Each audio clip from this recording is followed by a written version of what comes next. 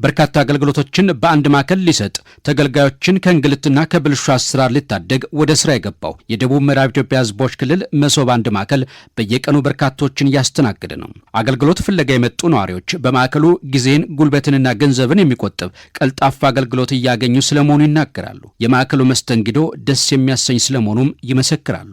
ዲጂታል መታወቂያ ያለኝ ነበር ተመዘገቡ።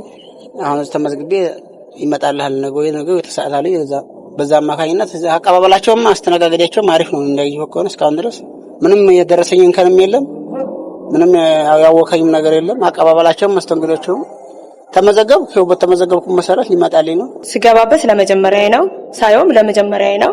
ግን በጣም ደስ የሚል ማስተንግዶ እንዳለበት ነው ያየሁት። በክልል ማዕከል በሚገኘው መሶብ አንድ ማዕከል የሚሰጡ አገልግሎቶችን ለማግኘት የመጡና ሲገለገሉ ያገኘናቸው ነዋሪዎች ከዚህ በፊት በተለያዩ የአገልግሎት መስጫ ተቋማት ከፍተኛ መጉላላት ይደርስባቸው እንደነበር ይገልጻሉ። በምልልስ ቀናትን፣ ሳምንታትና ወራትን እናጠፋ ነበር የሚሉት ተገልጋዮች የመሶብ አንድ ማዕከል አገልግሎት ግን ይደርስ ከነበረው እንግልት አልፎም ከሚያጋጥማቸው ብልሹ አሰራር እንደታደጋቸው ነው የተናገሩት። ቀበሌ በኩል ቀጥሮ ምናምን ይሰጣሉ፣ ጊዜው ይበከናሉ። ደግሞ በዛ ልክ በፈለገው ሰዓት መተን በቀበሌዎች በኩል ማለት ነው ለማግኘት አንቻልም። ግን አሁን ይሄ እንደተከፈተ ማለት ነው። እኔ ራሱ ዛሬ መጥቼ ዛሬ ተገልጋይ መሄድ ራሱ ለኔ በጣም ደስ የሚል ነው። ድሮ ለማሳደስ የምንሄደው ያው ከዚህ ተርጫ ነው የሚካሄደው። አሁን ተካፍሎ ነው ወደዚህ የክልሉ ቢሮ የመጣው። ከዚህ ስንሄድ የጉዞ ድካም አለ፣ ትራንስፖርት አለ።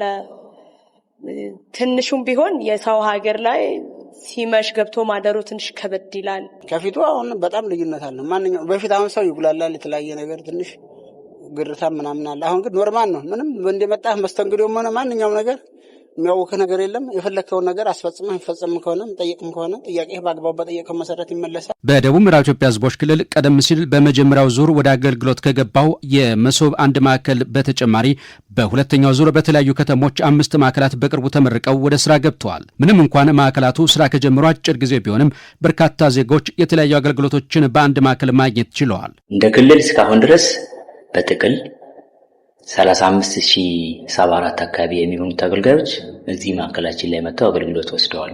ከዚህ ውስጥ ወደ 6200 የሚሆኑ ኦንላይን ሰርቪስ ነው። በሁለተኛ ዙር ደግሞ ካስመረቅናቸው ውስጥ አሁን ለምሳሌ የቦንጋ ማዕከል ከሁለተኛ ዙር ቀደም ብሎ የተመረቀ ማዕከል ነው። ቦንጋ ማዕከል እስካሁን ድረስ በ6 ተቋማትና ከ35 በላይ አገልግሎቶችን ነው ይዞ የገባው። ከ279 በላይ ለሚሆኑ ሰዎች አገልግሎት መስጠት ይችላል። ኮንታ ቀጥሎ የተመረቀ ነው። ኮንታ 8 ተቋማትንና እንዲሁም ደግሞ ከ30 ምናምን በላይ የሚሆኑ አገልግሎቶችን ይዞ የገባ ነው። ከ120 ምናምን በላይ ለሚሆኑ ሰዎች አገልግሎት መስጠት ይችላል። ሚዛን፣ ቴፒና ተርጫ ባለፈው ሳምንት የተመረቁ ናቸው። እነዚህ የሙከራ አገልግሎት መስጠት የቻሉት የመሶብ አንድ ማዕከል አገልግሎት ማዕከላት ዓላማ ተገልጋዮች ሳይጉላሉ የተቀላጠፈ አገልግሎት እንዲያገኙ ጉልበትና ጊዜያቸውን እንዲቆጥቡ ማስቻል ነው። በዚህ መሰረት በክልሉ ወደ ስራ በገቡ በ6ቱ ማዕከላት የተያዘውን ዓላማ ያሳካ አበረታች ውጤት መምጣቱን የክልሉ መሶብ አንድ ማዕከል ምክትል ስራ አስፈጻሚው አቶ አህመዲን አወል ገልጸዋል። ከዚህ በፊት እዚህ ቦታ ሄድ ከዚህና የሚባልበት አይነት ምልልሶችን ለማስቀረት የታለመ ነው። ከዚህ አንፃር ውጤታማ ነው ብሎ መውሰድ ይቻላል። ሁለተኛው መዘኛችን ደግሞ ምንድነው? አገልግሎት እርካታ። የተገልጋዮቻችን የአገልግሎት እርካታ እንለካለን። ይሄም የሚለካው ደግሞ በኦንላይን ነው። ምሳሌ አሁን እንደ ክልል የኛ ማዕከል አቨሬጅ የሳቲስፋክሽን ሬታችን 99.2% ነው።